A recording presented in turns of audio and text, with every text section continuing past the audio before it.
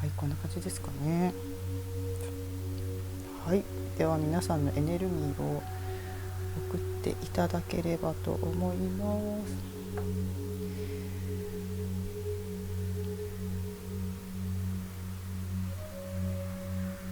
はい、いきますね。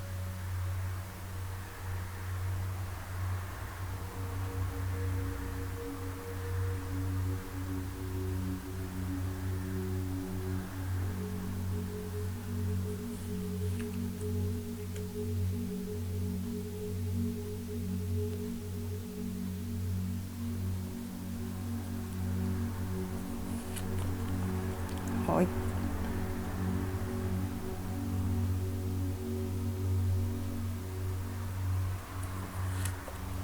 はい。ではこちらの3枚でやっていきたいと思います。じゃんじゃん。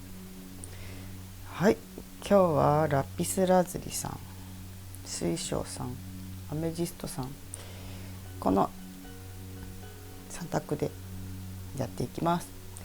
では浄化からいきます。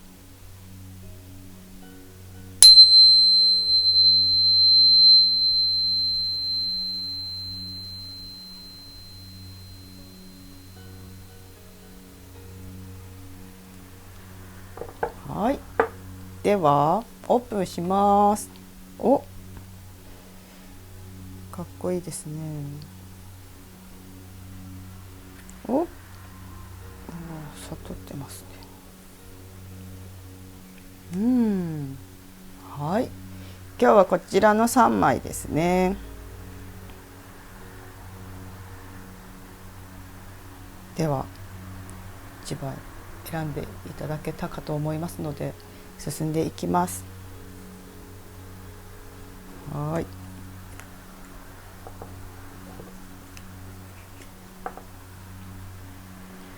はい。ではラピスラズリさんの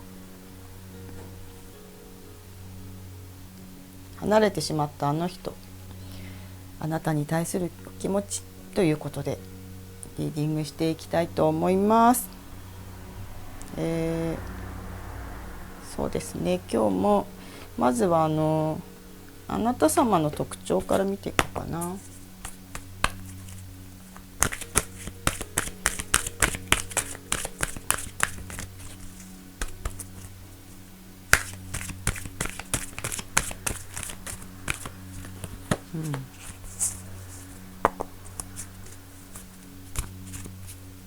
これだって。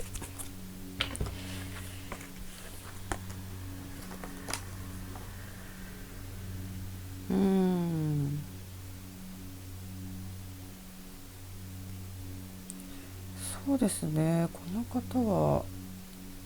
こういった目に見えない世界のお話も理解できる方というか、お好きな方、見てらっしゃる方が多いかな。そして日々音楽に耳を傾けている方が多いかな。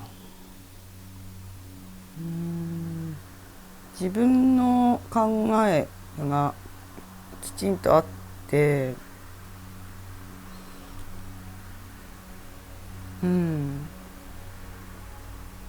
ちょっとした頑固さんな感じかな。そうですね。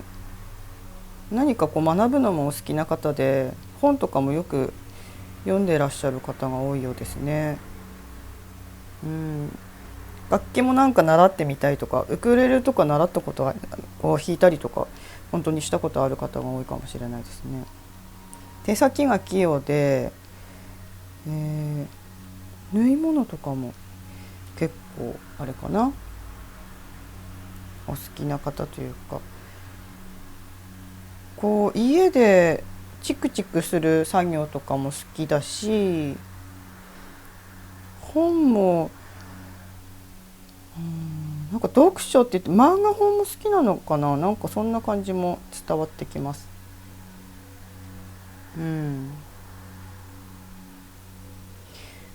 はい、ではお相手様の特徴も見ていこうか。お相手様どんな方なのかな。はい、こちらね。はい、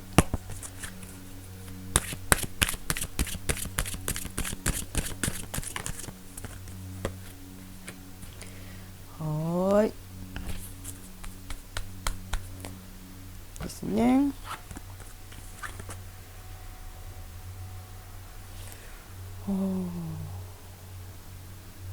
お相手様は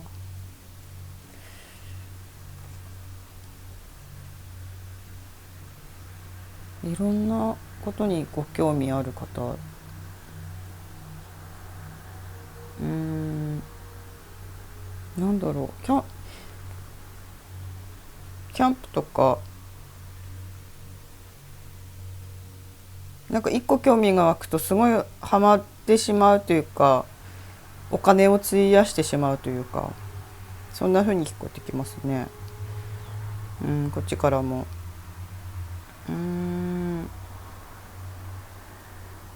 見た感じも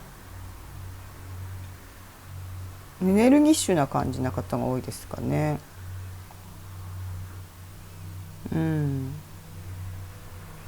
そんな感じですね。なんか華やかなことも好きで、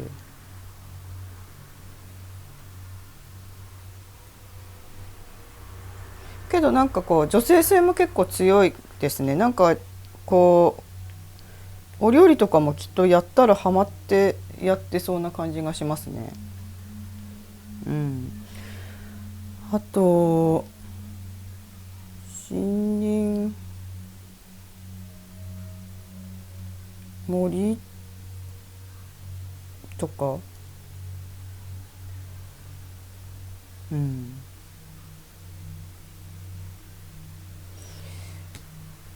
ヘルシーっていうか食事にも気を使ってって、肉より野菜食べる方っていう感じがしました。はい、そんな感じですかね。このお二人が離れてしまった理由、もう少しお相手様見ようかな。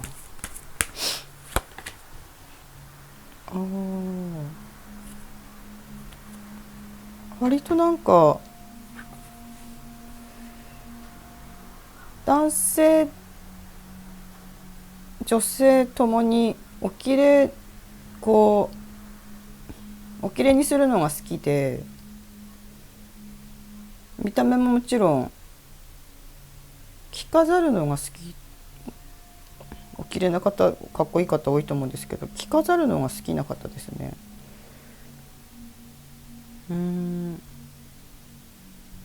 なんか欲しいと思った化粧品とかでも何でもすぐ買う、男性でも顔につけるのとかもきちんとやってるような感じに伝わってきますね。もしくはやってないっていう方であれば、なんかやたらひげ剃りにこだわるとか、そして電化製品にやたらこだわるとかっていうところあるかもしれないですね。なんかそんな感じがちょっとしますね。このお二人が離れてしまった理由、何で今日は切っていこうかな。サイキックさんが手を挙げました。いきますね。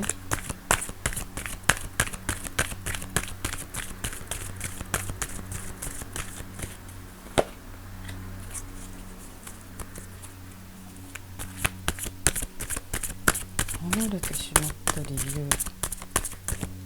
の二人に離れてしまった理由、どっちも逆に来た。そっかそっか。こっちがあなたさん、こっちがお相手様。離れた理由、ここ。もう一枚いきますか。離れた理由ね。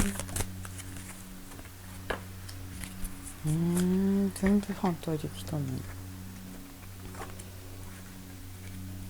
二人が離れた理由、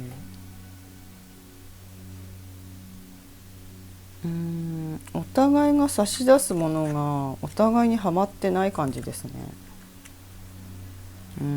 バランスが取れないのもそうですけど、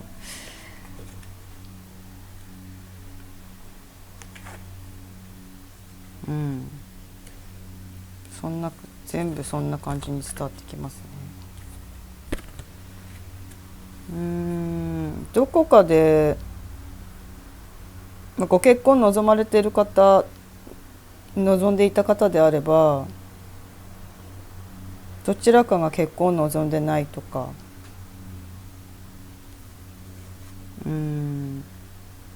そういう、あと複雑恋愛の方であれば、結果この人とは最終的に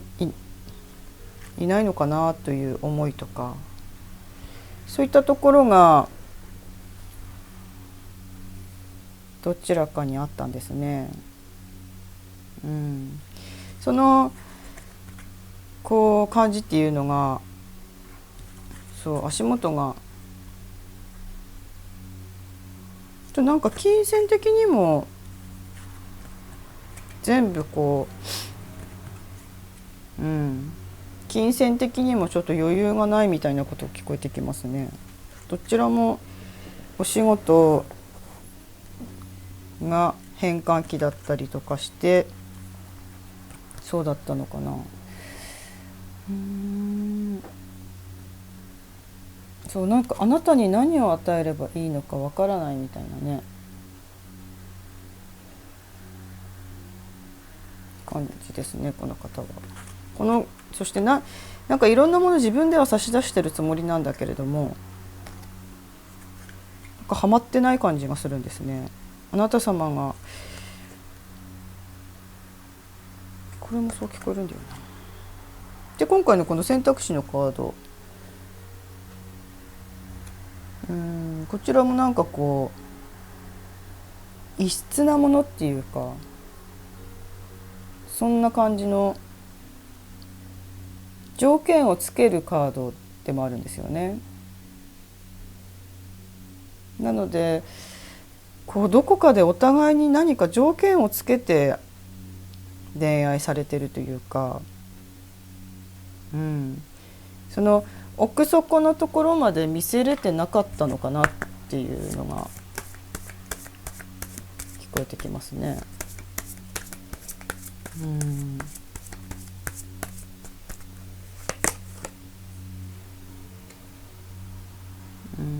そうね、今回ここから聞こえてくるのは見てる方向がなんか違うように感じますね。これは複雑な方でも普通にお互い一人ずつしかいない普通1対1の恋愛でも復縁さんでも疎遠な方でもそんな感じ、全部そんな感じですね。なんか今日のこの選択肢のカードも条件付け、なんか本来の自分に気づこうとか、周りと一緒じゃなくてもいいんだよとか、そういう自分に気づいてっていう、みんな羊だけれどもライオンでもいいんだよみたいなカードなんですよね。なんか全部がそれを言ってきているんですよね。なんか差し出したものが違うとか、方向性が違うとか、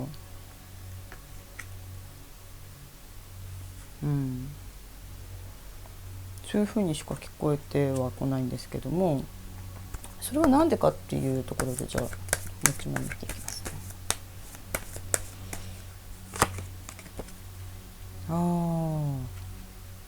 どっちもちょっと仮面を脱げていないですね。こ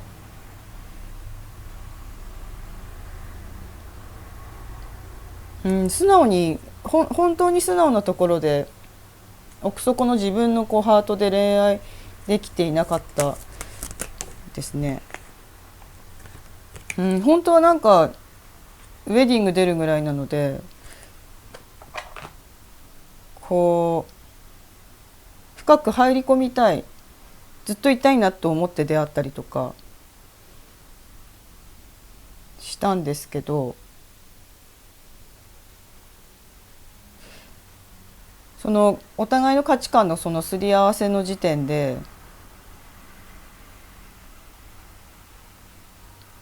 なんかハマってないなって思ったみたいですね。そのハマってない理由を教えてください。ハマってない理由、こちらでお月様、なんかそうこれだな、ちょっと来たよね。これも一緒ですね。なんかその自分から抜け出せてないっていうか、そうこれも一緒なんですけど、殻から飛び出せてないんですよね。そうこの恋愛のなので障害っていうか離れてしまった理由っていうのは、一歩あなた様の本心がお相手様見えていないんだと思います。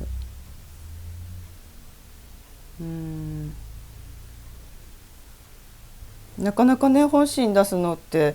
本当怖いことでもあるのでね、なんか嫌われたくないっていう思いが結構強いんだと思うので、そしたらどうしたら、まずその嫌われたくないっていう思いっていうのが、この選択肢がもう少しで本来の自分を生きるっていうカードでもあるんですね。よく見るとつながれてるようでつながれてないというか、いつでも自分から飛び出せる、これもなんですけども、飛び出したいのに飛び出せない。そうお相手様に自分では一生懸命好きって接していっても、多分そういう見えない壁みたいなのって、人間ってエネルギー体でミクロっていうか素粒子なので、見えないところで好かれようとしてる行動とか、嫌われたくないとか、そういうのって出てないように見せて出ちゃってることが多いんですよね。なのでそのすり合わせしている時に好かれようと思ってやってるようなことが全部本当にスカスカで見透かされてるような感じだったんだと思います。この男性っていうかお相手、男性女性ともにさらにそういうなんかね、そういう能力っていうか、そういうのが結構分かる方なんだと思います。分かってらっしゃらなくても、無意識下でね分かってる方って多いので、そこが上手にはまってる人たちが恋愛ってうまくいってるんだと思うんですよね。無意識下で自分を解放できてたりとかするところが、恋愛人間関係問わずですよね。これはそういうところがあると思うので、そしたら近未来ここからどうやっていけばいいのかっていうのを、じゃあこちらで見ていこうかな。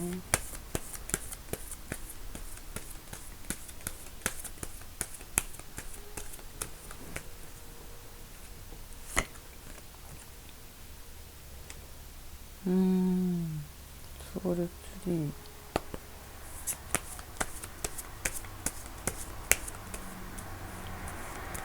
そうあなたはあなたの根を張ってっていうのと、ね、よく出るよね、メディケーション、瞑想。そうね、こっから動いていく近未来、動いていくとね、近未来、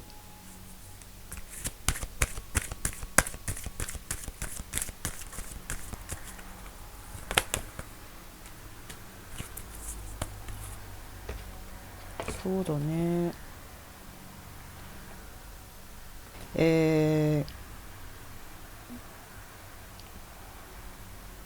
このカードからいこうかな。あなたにはもう根を張ってね、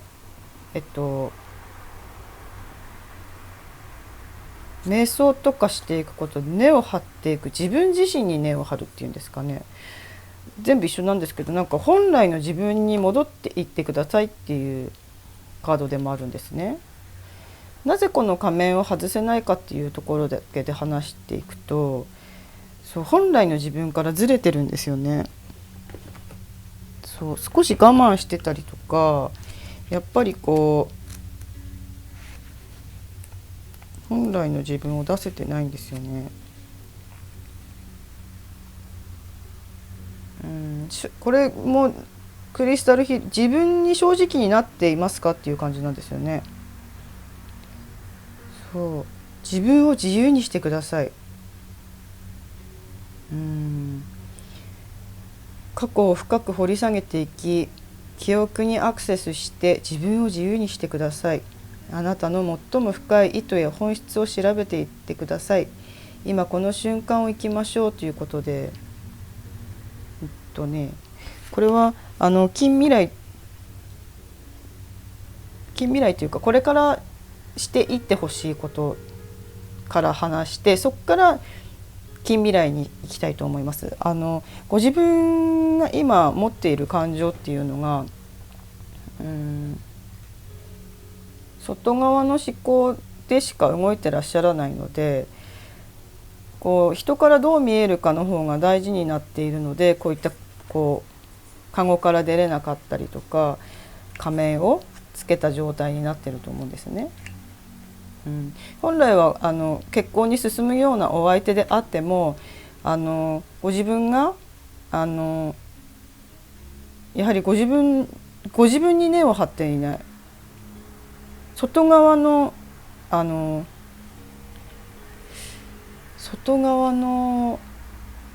例えば学校であれば学校の先生とか友達に根を張っているというかね、同僚とか周りの人にフォーカス当ててるんですよね。もちろん彼にもフォーカス当てちゃってるんですよね。自分にまず当ててくださいっていう、これリーディングの内容になってるんですね。なので本当にこれ本人らしく生きてくださいっていう、これ1枚で読み解けちゃうぐらい、本当あなたらしく生きてくださいっていうリーディングですね。大好きな方が離れてしまう理由っていうのも、あなたがあなたを出せないから相手も出せないんですよね。それは写し鏡にやっぱりなっていって、じゃあ相手から出してよってなかなかそういうもんでもないというか、なんて言うんでしょうね、相手も無意識下でやはりそういう出せないっていうものはやっぱり持ってるんですよね。だけどそういった人間同士がどうやって恋愛していくかっていうところでいくと、やっぱり最初に自分の方から自分らしさっていうのを出していくと、お相手も鏡なので出してきてくれるっていう、なかなか欲しい欲しいっていう恋愛だと、そうですね、相手も条件をつけてあなた様を見るようになってしまうので、今この状態だとなぜ離れたかっていうのはそこ一択になるのかなって、そこ一つだと思うんですよね。これってどなた様と恋愛しても出てくることなので、今ちょうど変わるタイミングで見てらっしゃると思うので、まず瞑想してですね、ご自分の心を、自分で本当に何が欲しいのか、そうなんかライオンさんなのに羊になりたがってるとか、ライオンでいいんだよっていう、そんな自分をね、自分にとにかくフォーカスしてあげてくださいっていうリーディングとなっておりました。そしてその瞑想していって自分の心を見ていくと、おのずとお相手も知らない間にこう人間ってつながっていって、共同意識というかね、共同創造というかつながっているので、必ず動いてくるタイミングってあるんですよね。9月、今もう9月も終わりですね。早いですね。早い。そうね。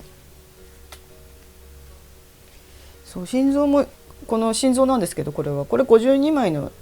ルノルマンカードで、心臓も喜ばしいこと、9のつく日、9月もありえますよね。これはヘビ、8のつく日、8、ヘビは意味的には敵とかそんな感じになるのかな。11、本、それは良い情報を与えてくれるとかだから、そうですね。これヘビが出る、敵がいるのかい、複雑なのかい、ここは。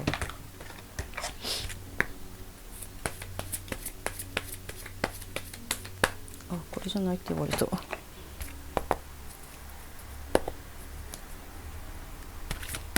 ご自分にフォーカス本当に当ててください。瞑想していくと、最初瞑想がよくわからないと思う。瞑想しても何も感じない方もいるし、すぐ効果が出る方もいると思うんですけど、そう、これ読んでいってって言ってるね。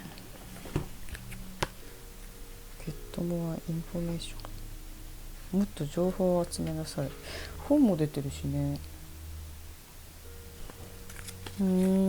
お相手、もっと情報を集めなさい。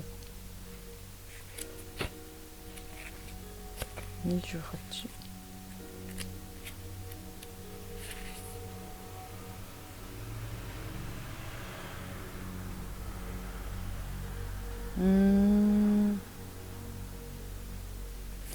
やっぱりなんか情報を集めたりとかね、周りの方の意見聞いてくださいってなってるんですけど、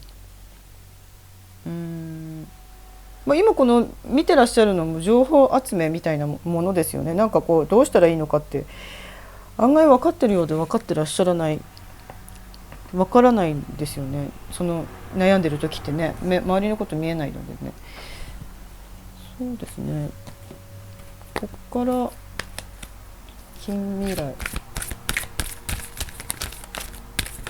う一枚ください。これね。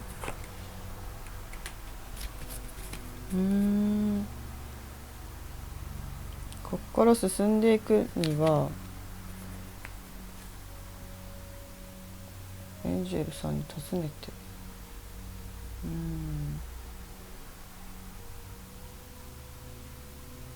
まず瞑想して、少しずつ自分の本当の心を見出していくと、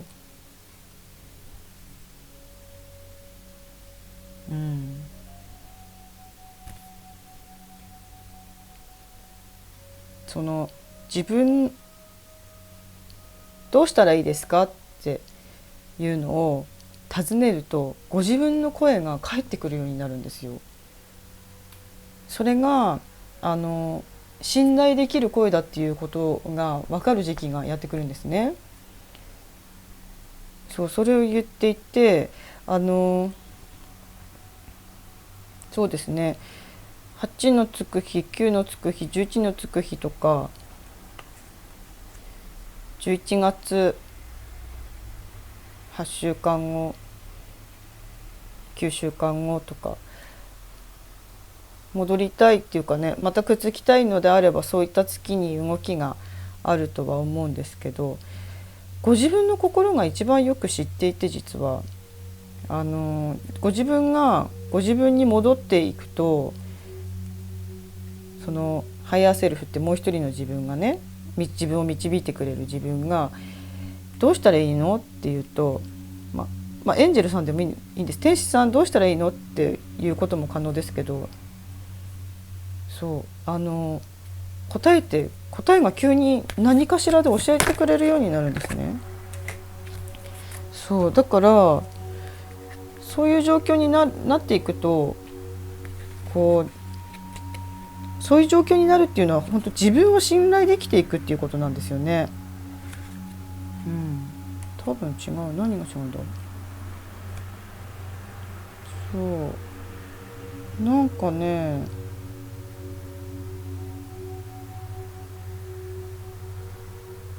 多分違う。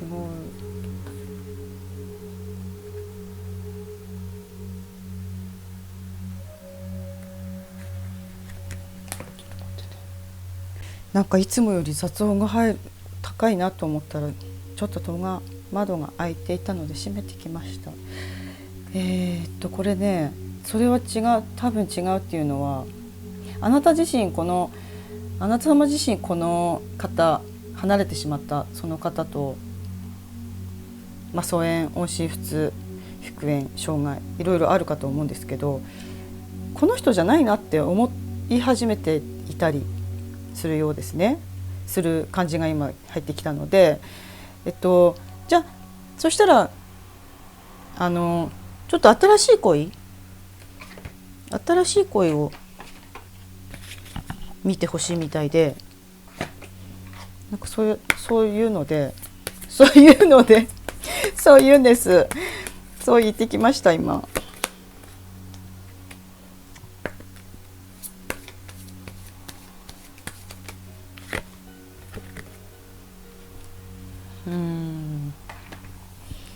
そうね。そうなんか結果同じような感じのこと言ってるんですけど、あなたはあなた自身をこう出していいっていうね、今日このカードから伝わってきてるのは、そうあなた自身を過小評価しないでくださいっていう感じです。あなたはとても求められる素敵な女性男性なんですよという、過小評価しないでくださいっていうのが来てるので、結果多分瞑想とかして自分の心が欲しいものとか、自分が発している言葉に嘘ないかっていうかね、好かれようとしに行ってないかみたいなところを見ながら生活一個一個ね、なんか食べ物一つでも本当はこっち食べたいのに、なんかもちろん安いからとかもあるかもしれないですけど、とかじゃなくて、本当に自分の心に従って食べたりとか、その200円高いけれどもランチでもね、心のその持っていき方をちょっと見てみるのがいいかなと思うんですよね。これはいいんじゃないか。確か鳥はそう服を避けるとかか。今日はなんかそう聞こえるな。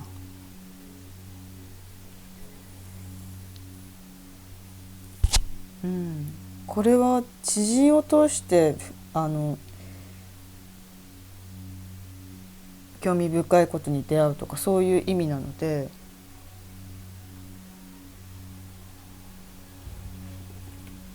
そういった出会いがやってくるんだと思います。紹介みたいなのとかね、SNS っていうかね、ネットの世界でもあるかもしれない。これは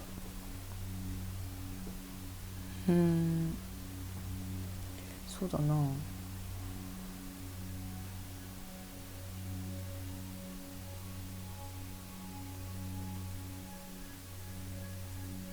1つく日4つく日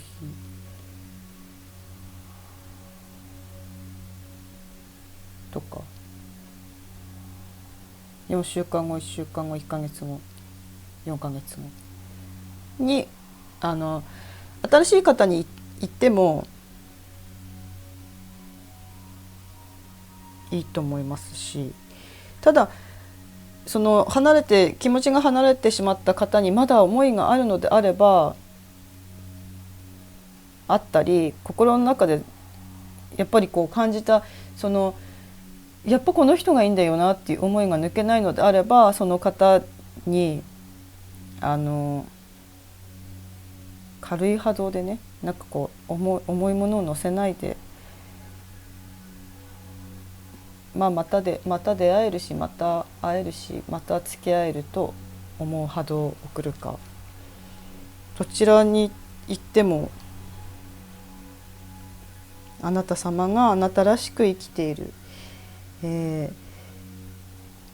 そうね、本来の自分自分自身に条件をつけて愛すのをやめてくださいって今聞こえてきましたけどね。そうそのままの自分でいいんですよっていう、あなたはあなたとつながってください、あなたに根を張ってくださいっていう、この3枚が本当いろいろカードいっぱい出してますけど、最終的には瞑想して自分の心を取り戻して自分自身に根を張って自分らしく生きれたらいいっていうリーディングでございました。ラピスラズリさん、はい、本日も何か参考になればいいな、参考にしていただければと思います。はい、動くポイントは、あなた様が自分の心と向き合えた時、向き合おうと決めた時に動きが出てくると思います。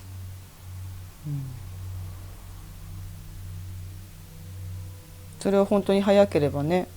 1週間後だったりもするかもしれん。8日後、9日後、4日後、明日かもしれない。それは本当にご自分がどのぐらいの状況で離れてるか、皆さん見てる状況とかね、音信不通なのか疎遠なのか復縁なのかにもよると思うんですけれども、なんかそういうこととはまたちょっと違くて、あなた様自身がこのリーディングを通してその自分自身に帰っていく、忘れていたその自分の心を取り戻していくと、ウェディングが近いですよって聞こえてくるんですけどね。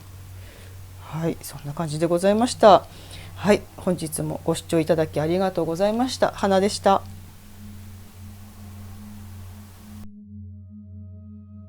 はい、それでは、B さん、水晶の B さんのリーディングしていきたいと思います。まずは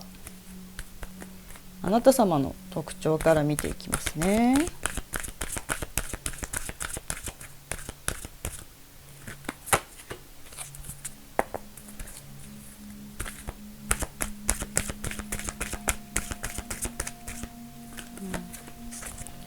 はい。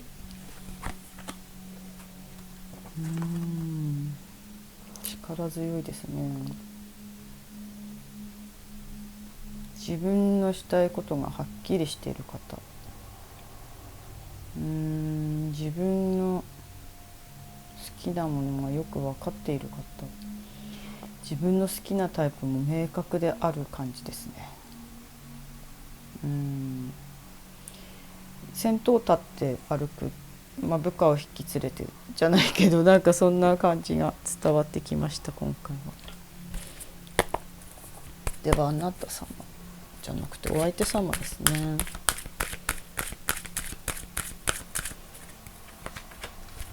お相手様、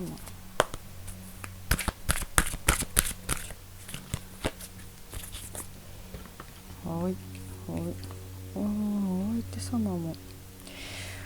お相手様もやりたいことがしっかり見えてる方、いろんなことができる方、そうですね、目標とかも明確な方が多いですかね。そうね、仕事もしてるし好きなことも追求してる方っていう感じがしますね。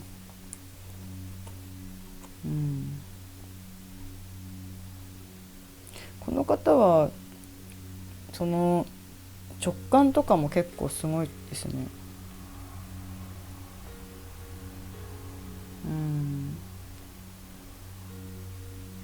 あんまりなんか譲らないっていうか、自分をちゃんと持っていて、どっちの方もかもしれないですね。譲れないって聞こえてきますね、今日は。そう、じゃあ離れた理由見ていきますね。離れた理由、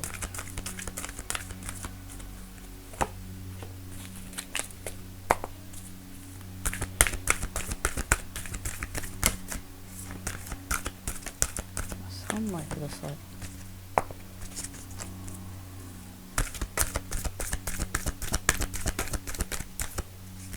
これね。では離れた理由を見ていきますね。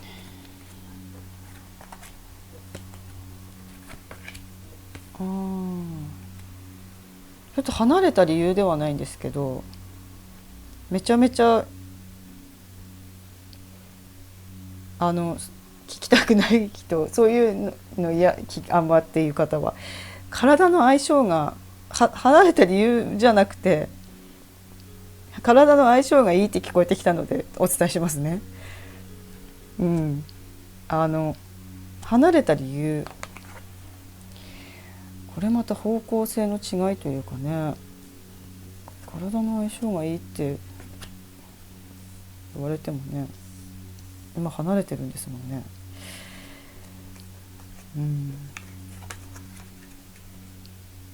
あなた様、お相手様になれた理由、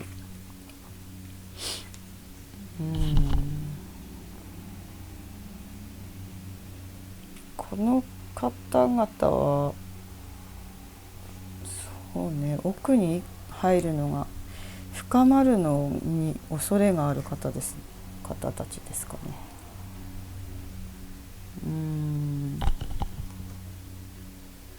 そうですね。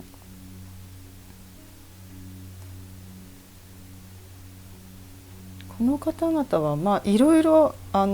った復縁さんとか、そうなんかいろいろ1回復縁とかじゃないかもしれないですね。2回2、3回離れてる方もいるかな。それでもその人がいいんですもんね、きっと。なんて言うんでしょう、その別に体の相性がいいからとかだけじゃなくて、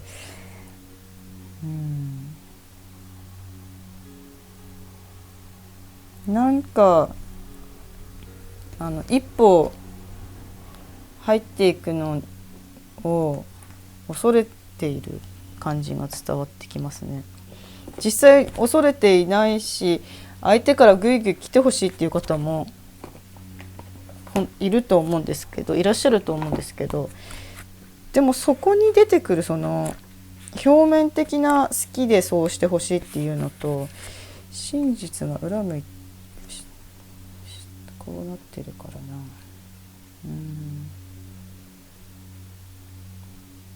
そうそうなの。なんかこれ読むとどこ言えばいいか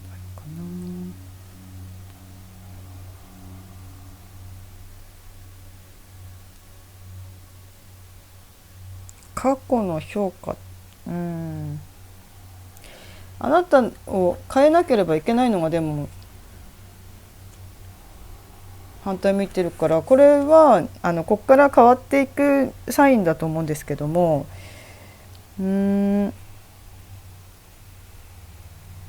決断を急がないでっていうカードの反対だからな。いろいろやってきたからもういいってお互い思って離れたのかな、こちらの方は。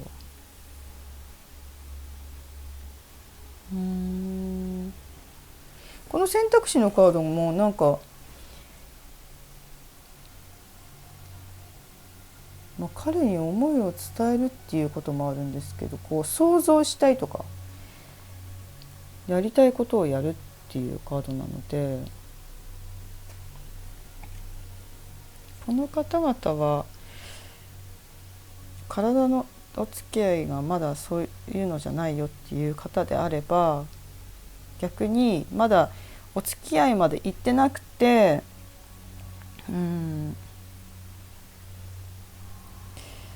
そう何度かはお会いしてるけれども進んでない方、そうだね、思いを伝えずにいて、一歩入り込む前に離れてしまった方もいらっしゃるようですね。じゃあ、ここから離れた理由、近未来見ていこうか。近未来見ていきます。お二人の近未来どうなりますか？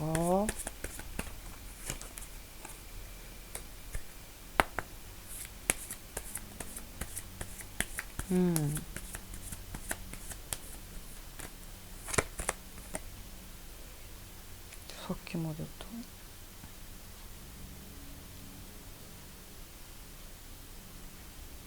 近づけることは近づける感じですね。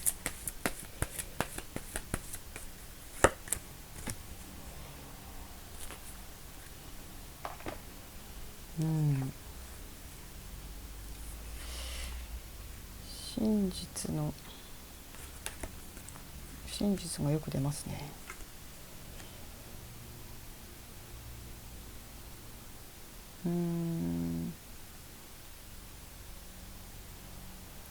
この方々は過去世から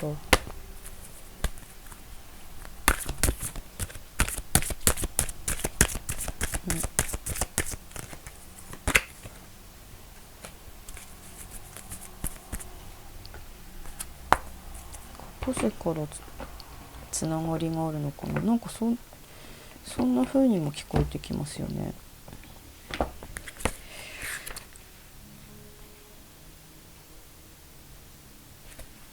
25、妥協しなさい。満足のいく結果になるには妥協することが必要になるでしょう。少し時間を置いてあなたにとって本当に必要なのかはっきりさせてください。またどの部分についてなら自分の態度を変える余地があるのか書き留めておきましょう。全員が勝者となれるような合意地点を目指してください。喧嘩か。過去生じゃないのか。喧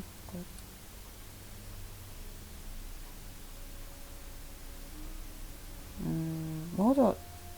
お付き合いが深くない方もいれば、お付き合いが深い方は体の相性が良くていろいろなことして真実裏。なんかこの方たちは近未来ね、どうなっていくのかね。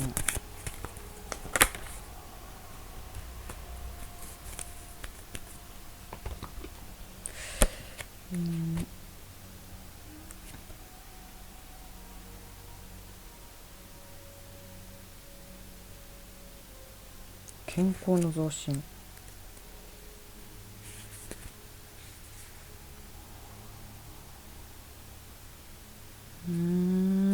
またなんかこうさらに健康の増進。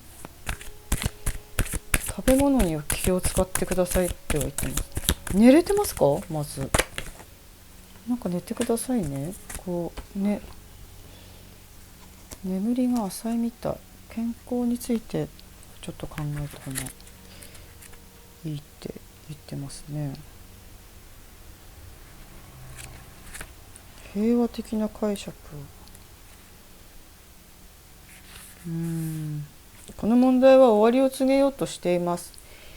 対立は収まり、間もなく調和が訪れるでしょう。今起きていることに対して間もなく終わりが来ると。間もなく終わりが来ると。それが近未来だとすれば、離れた理由がいろいろしてきたけど、今一歩恐れがある。それは深い方深くない方、お互いに前の恋愛で傷ついたことがあるとかね、そういったことで恐れがあると。でもその今の状況は終わりますよと。終わりますよ。解決されていく。そして真実の愛につながっていくのが近未来だとして、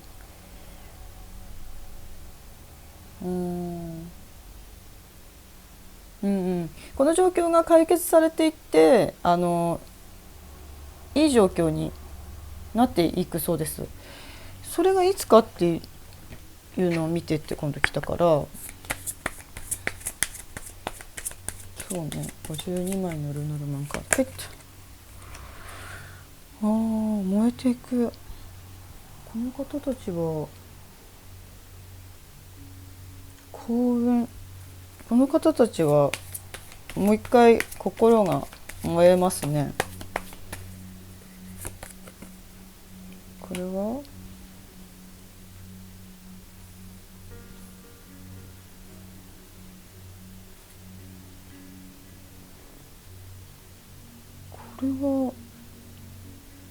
狼。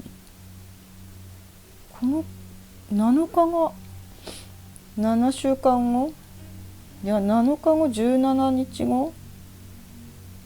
この方たちは1週間後1ヶ月後もなんかあれです。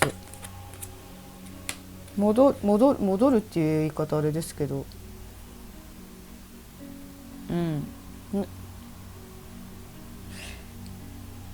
再燃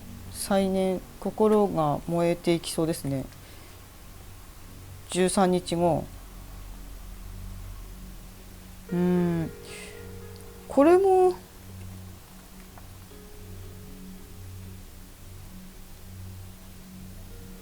何かを作り出すカードでもあるので、お仕事もなんかね来てるんですよね。こう小説とか、例えばアクセサリー作ったりダンスしたり、こう何か芸術的なことしたりとか、なんか作り出すことのお仕事とかも動いていくような、こう炎そしてこれもそう今日見えるんですね。なので仕事としてっていうか、仕事も動いていきそうですよね。逆に仕事が動いて、なんか全部が動いていくみたいな。このポイント、そうですね、動いていくポイント。これはその今の人に対するので出したんですけど、次この方と気持ちが残っている。なんかグダグダなリーディングでごめんなさい。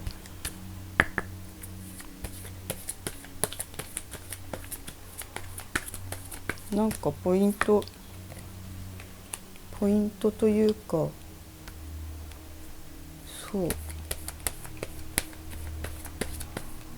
こから進んでいくのに必要なことお伝えしていこうかな。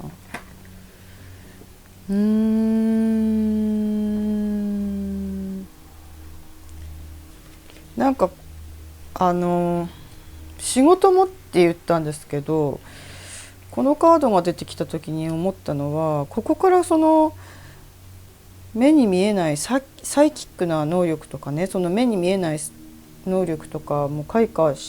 もしてる方も多いのかもしれないんですけど、そういったことが仕事になっていったりとか、直感とかがすごく優れていって、こっちもなんかこう魂の契約といいますか、その自分の内側にチューニングするカードでもあるんですね。連携、心と体と魂が整うみたいな感じなんですね。なのであなた様には何かこうやるべきではないですけど、ここからその自分で決めてきた魂のプランっていうかが見えてくる時期に入るのかもしれないですね。そうだからその恋愛も離れてしまったけれども、この方と落ち着く時がそのなんか過去世からのつながりがあって、何度か離れたりくっついたりじゃないけど、そういうのあったけれども、自分のその使命みたいな、やるべきじゃないね、べきっていう言葉を使いたくないのに出てきちゃいますけど、そうやりたいこと、やっていけばいいなと思うことを、していくと、おのずとその真実の愛、離れてしまっている方と離れるにも意味があるのでね、やっぱりね、そのお互いがこう魂の成長のために離れる場合もあるので、そんな風にもやっぱり見えてくるんですよね。でももしこれから新しい恋愛したいとかね、いやそういうの私いいよと、そういうなんかスピリチュアルなみたいな、そんなのいいよっていう人も絶対っていうかね、いますよね。なんかだんだんその突き詰めていくと、本当そういうのじゃないんだよって逆に思っていったりするのでね、そういう魂とかいいんだよみたいなね、なんかもうなんだろう、こううまく表現できないですけど、そういうのもういいみたいな、宇宙全部を愛するよみたいなところに行くかもしれない。そうですね、ここでもヒーリングってきてるんでね、お子様が欲しい方であれば結婚を望んでいったりとかすると思うので、その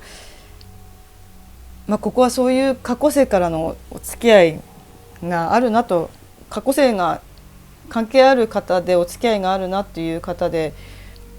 あれば、ちょっとした長期戦にやっぱなると思うんですよね。自分が仕事変えたり、本当大きなプランの変更じゃないけど、大きな自分の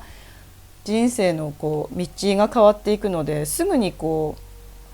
結果って見えてこない恋愛だったりすると思うんです。だけれども、もし新しく恋愛してこうそういう過去性だ、そういうのもういいよと、普通に違う恋愛がしたいよというところにいらっしゃる人は、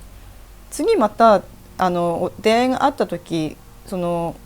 お子様とか欲しかったりとかね、そういうこう恋愛を望んでいるのであれば、結婚とかね、そういう結ばれるのを望んでいるんであれば、この方はそっち側に行っても、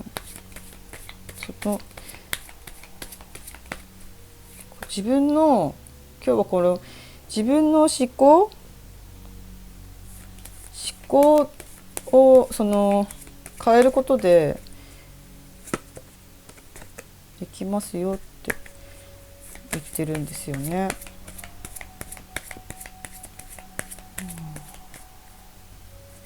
そううん、キーカードが出てきたから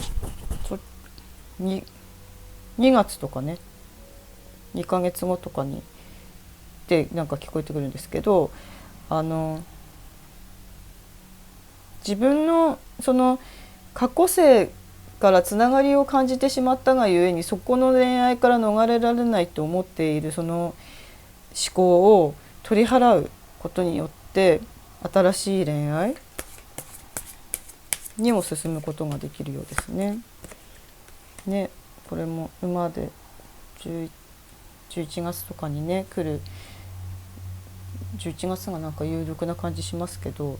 なのでご自分次第なんですけれども、それは、今離れてしまった方とは少し長期戦で見た方がいいですね。今すぐにどうのこうのっていう感じじゃないと、このリーディングでは見えてますね。ご自分のね心と本当に向き合って、その恐れをね、どれだけ、恐れって自分を許すことでもあるので、そう一つ一つこう自分の思考、自分の思っているその癖とか考え癖とかね、思い癖とか、一つ一つと覗いていくっていうか、それやってたら、この間それを私は結構やっていて、やっていたんですけど、そしたら普通に話してる初めてお話しする方に、一つ一つに随分意味を持たせてるんですねって言われて、いや確かになと思って、だからもともと結果その恐れが強すぎて前に進めない自分を読み解くために、いろいろこれは今こ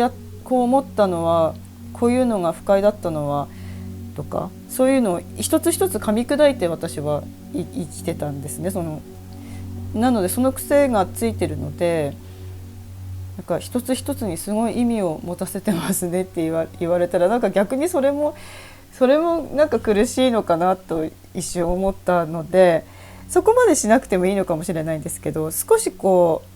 う思い癖とかね、考え癖とかを抜いていくのが、手放していけるのが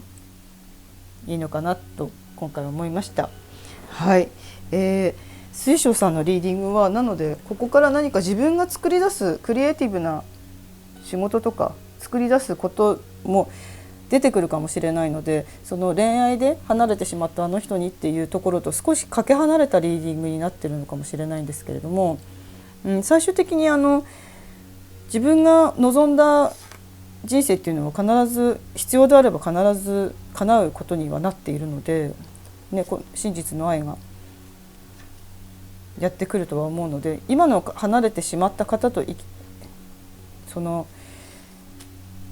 緒にどんな形か結ばれるっていう自分のその結果、求めている結果、結婚、復縁、一緒に住むとかね、いろいろあると思うんですけれども、その一つ一つ噛み砕いていけば、音信不通の方はもしかしたらこのぐらいの月日でとか連絡来ますよって出てるカードで言えばそうなんですけど、なんかそれ以上に大きいその魂のプランの変更に今乗っているところもあるので、その辺をこう自分の心を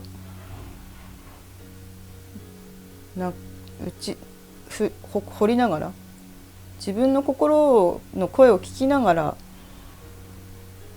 ちょっと恋愛にも目を持って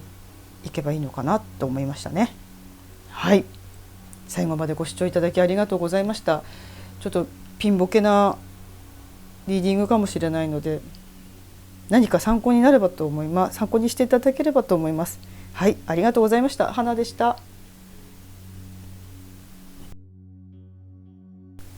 はい、それでは C さん、アメジストさんのリーディングしていきたいと思います。まずは離れてしまったあの人、あなたに対する離れてしまったあの方があなた様に対している気持ちを見ていきたいと思います。まずあなた様の特徴ね。特徴ください。はい、今回はお相手様も出してということで出していきますね。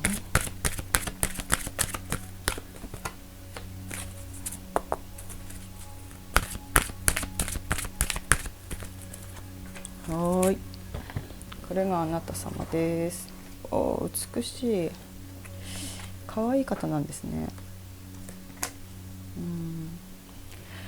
和むわ。お互い和み系ですか。なんか和みますね、この方々は。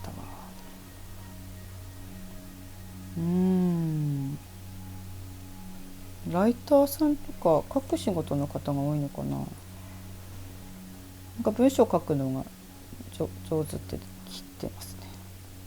あとなので癒しが半端ないですね、このアメジストさんは。なんか心にお花を抱えてるっていうか、こうなんて言うんだろうな、癒し系を絵に描いたような感じが伝わってきました。お相手様は今度お相手様もそんな感じなんですよね。でなんかすごく本当に平和、何でもこう丸く収められるというか、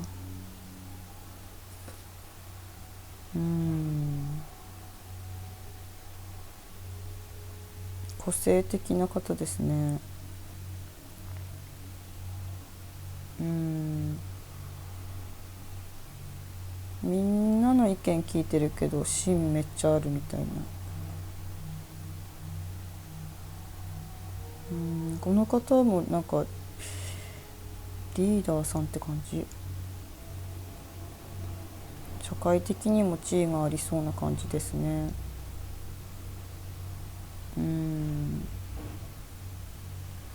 そう、平和、世の中を知ってらっしゃるという言い方も変なのか、なんて言うんだろう、この世の中を網羅している感じというか。離れてしまった理由聞いてきますね。離れてしまった理由、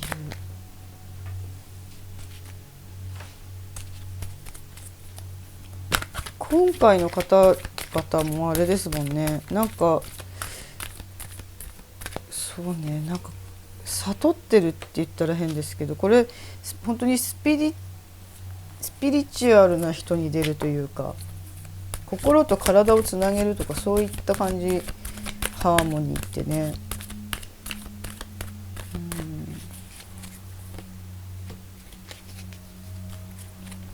そうもう第三の目じゃないですけど開いてる方だったりしますね、皆さん。覚醒が、これも全部逆できたか。離れてしまった理由、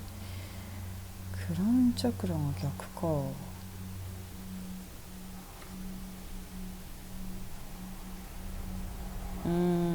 やるべきことがあるみたいです。やりたいことがある方なんですね、きっとこの方。こ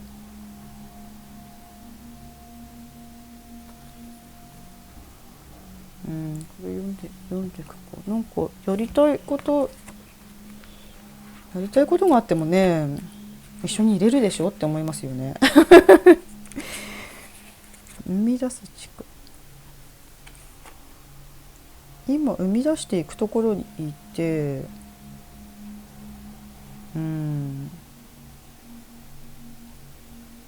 作り上げてるんですよね。これもそうね。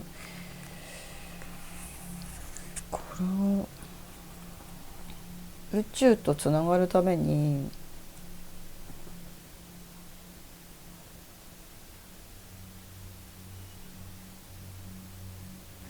なんか宇宙とつながるためにあえて今の道を離れる道を選んでるっていうか、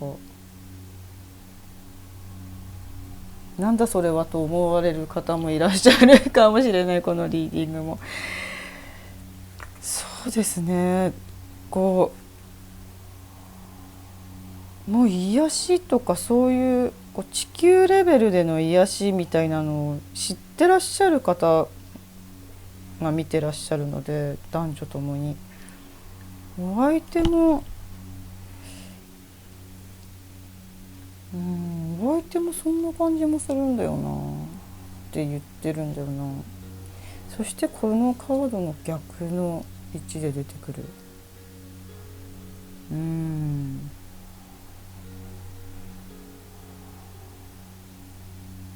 なんか離れてしまってきっと苦しいと思うんですけど、疎遠とかね、なんか復縁とかしたいなって思うと思うんですけど、もがいてらっしゃると思うんですけど、でも選択肢がハーモニーなんですよ。なんて言うんだろうな、今ちょうど離れてることによって自分の成長がすごく遂げられている2人。離れなければできない成長をされてるんだと思うんですね。成長というその内面の成長、自分の魂レベルの成長で見るとそうなんですけど、その外側から見ればそうなんですけど外側から見れば本当に肉体は一緒にいないし離れてしまっているんですけども、この方たちは多分魂レベルでつながっていて、そうやって言ってくるのよね。なので多分、一緒にその肉体を持って一緒にいたい人であれば、これじゃないって言われた、いたい人であれば本当ね、ただの離れただけで苦しい恋愛みたいになってると思うんですけど、その大きなレベル、その宇宙から見たレベルでいくと、魂たちが自分を見るため、自分を見るために、そうだね、なんか、とにかく自分を大切にするためにあなたには一度その離れてもらって、なんて言えばいいだろうな、本当そんな感じで聞こえてくるんだよな。なのでそういうスピリチュアルとかいいわとかそういう方向けのリーディングではないかもしれないですね。本当に障害、その障害さえも魂の学びなんですよね。なんか選んできているというふうに聞こえるので、そういうの嫌だわっていう方はちょっとこのリーディングもどうなのこのリーディングどうなの。ちょっと私のリーディングこれ見ていらっしゃる方が私にそれを言ってほしいのねえ言ってほしいみたいで、これひっくり返ったしね。そうなんですね。そう、なんか真実をね、こっから知っていくために必要みたいです、今離れるのが。また平和って出てるしね。なんか最終的に平和になる、自分が平和なところに落とし込めていくためにっていうかね、その平和って心の平和なんですけど、結果またこれ外側の世界を見ていると平和って結構訪れなくて、本当に心だけで平和って感じられるようになることを今その地の時代ってから風の時代になってるその最中に行っている人が多いっていうことなんですよね。そうそれが本当にね、お相手様もそれを望んでいるし、ここからの恋愛も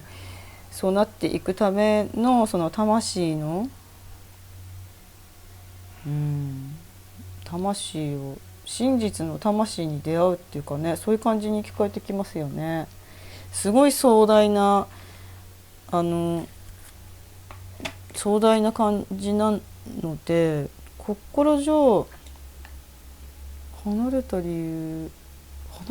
由がね、その魂レベルでって言われちゃうと、どうどうどうどうする何するポイントしかないよね。あとね、そう、ここからどう生きていくかのね、ポイントね。ソウルファミリー、そうだよね、そういうの出るよね、結果ね。あららら、ソウルファミリーになっちゃうよね。ソウルファミリーなんですよ、きっとね。あなたがクリエイトするスペースを作っていく。そっかそっか、ソウルファミリーだしね。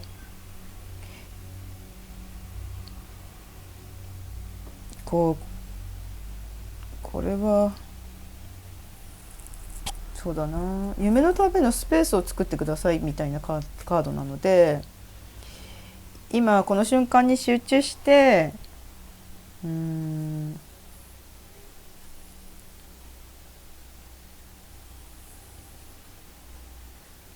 自分の笑顔を見つけてくださいっていうカードです。例えば人とか動物、場所とか状況、すべて笑顔になれることだけ思い出して、寝る前に、そうですね、ハーモニー、寝る前とか朝とかをこう半分起きてる状態の時にしてくださいっていう感じですね。あとはそうだな、ソウルファミリー、なんかこれもうちょっと出すのに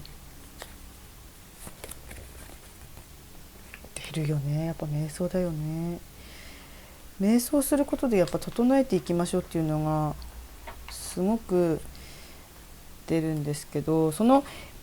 今離れてるかもしれないけれども、そう、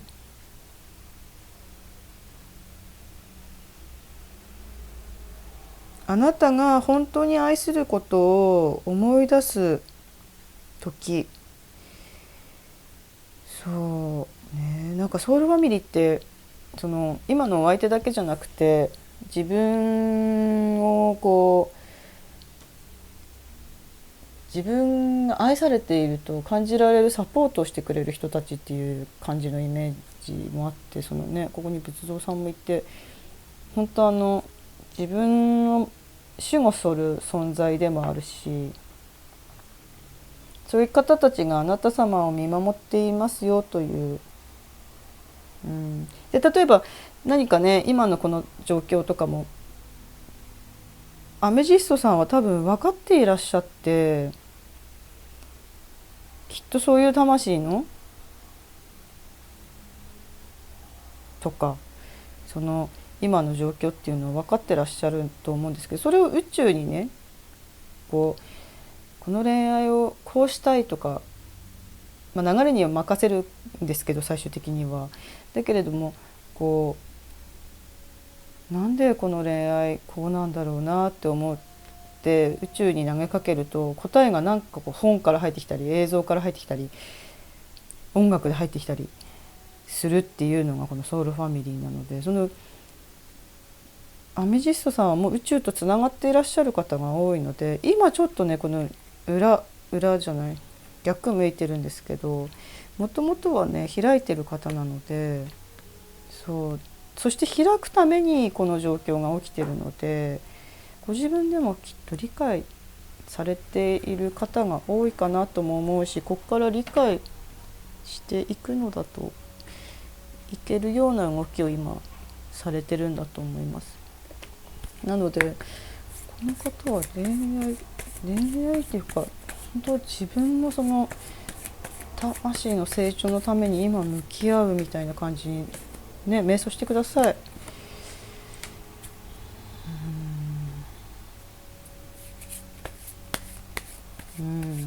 そう、あなたが今立ち上がる時だという、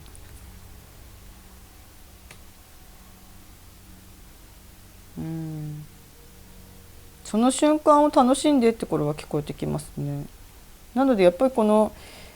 クリエイトスペースと一緒ですよね。その楽しむ、自分が楽しむことにフォーカスしていれば、おのずと恋愛も離れてしまった人も戻るというか、新しいタイミング、新しいこう、宇宙ってすごいんですよね。なんかこのタイミングでこれ来るんだっていうことしてくれるんですよね。本当ありがとうって思います。私もいつも思ってます。なんかこの方は今どのくらいで動くのかっていうポイント全部出してるんですけど、なんかこういうのじゃないよって聞こえてきました。唯一12月、なんかこういうのじゃないみたいです。なのでこれちょっとひっくり返しておきたいぐらい、なんか時期とかそういうんじゃないよって言われました。今弾きながら、本当ただあなた様はあなた様の心を見てって言われてますね。なので自分に栄養をあげてみたいな、あなたを愛して、これは自分を愛するカードなのでそういうのしか出ないんですけど、あなたはなんて言うんだろう、そう一日一日をあなたを喜ばせるために生きてくださいっていうポイントがやってきております。なのでこういう肉体は離れてますけど、